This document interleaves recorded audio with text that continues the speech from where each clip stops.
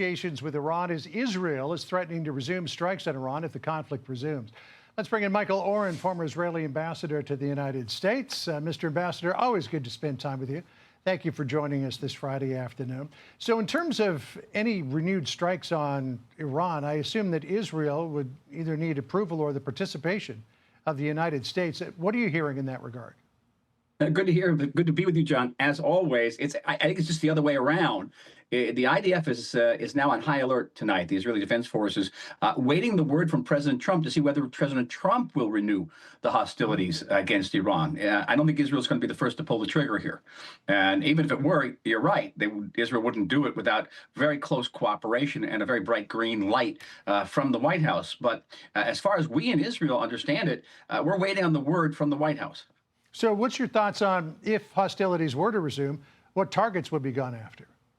Well, I think at this time that they would target the energy sources, the power plants, the oil refinery centers, what wasn't targeted last time on Karg Island, and great emphasis put on opening up the Iranian blockade of the Hormuz Straits. That is knocking out the shore batteries. There are apparently hundreds, if not more, of these light craft that belong to the IRGC. The United States was very successful in sinking the Iranian Navy, its official Navy, but there's an unofficial Navy of small craft that can carry explosives. They can do like suicide boats. And if you've got 50 of those coming out of an aircraft carrier, it's going to be a challenge. So I think that's the opportunity to strike along the coast of the Strait of Hormuz and open it up.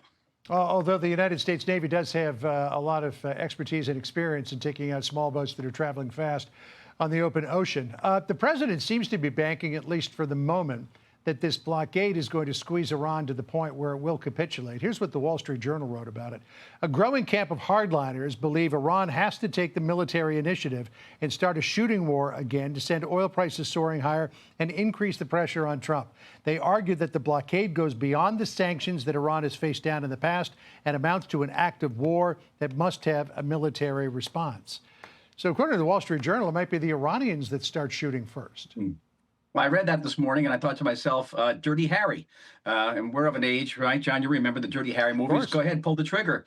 Pull the trigger, make my day. Yep. And nobody can complain to Israel or the United States if Iran starts firing at us once again, and we take countermeasures. And those countermeasures just happen to knock out what remains of Iran's oil industry and energy-producing sites. So again, Dirty Harry, make my day. Yeah, well, and Dirty Harry asked, I know what you're saying to yourself. Did he fire 5 bullets or 6? You want to try? So Iran appears to be weighing its options in terms of military action. Here's what the Wall Street Journal wrote. Iranian officials said Tehran could use previously unused weapons to attack U.S. warships, from submarines to mine-carrying dolphins. I don't know that they have any submarines, though. The Islamic Revolutionary Guard Corps has threatened to step up escalation by cutting phone cables in the Strait of Hormuz, which would disrupt internet traffic globally. I'm not sure what runs across the Strait of Hormuz that would connect the global internet, but I mean, when you take a look at that, it sounds like Iran is thinking about what do they do if they start hostilities again. And it may not be good. We have to assume they're not going to go darkly into that night. That quietly into that dark night. For them, this is an existential battle. It's an existential battle, say, politically, for the president, for the Republican Party, and if they may lose those midterm elections. But if the Iranian regime loses the war, they're going to lose their lives. Yeah. The families of the 30,000 Iranians that they massacred back in January, they're going to come after them. So for them, they're going to pull out any stop they have, any type of out-of-the-box military action they're going to throw at the United States and throw at Israel. We have to be ready for it, and we have to redouble our retaliation against these steps and make it just completely punishing for the Iranian regime. So in addition to the economic pressure, which is extremely painful for them, they're losing between $300 and $500 million a day in oil income through the blockade of the Straits. And the economy was on the verge of collapse before the war. And the rial, the Iranian currency, is worth nothing, literally worth nothing.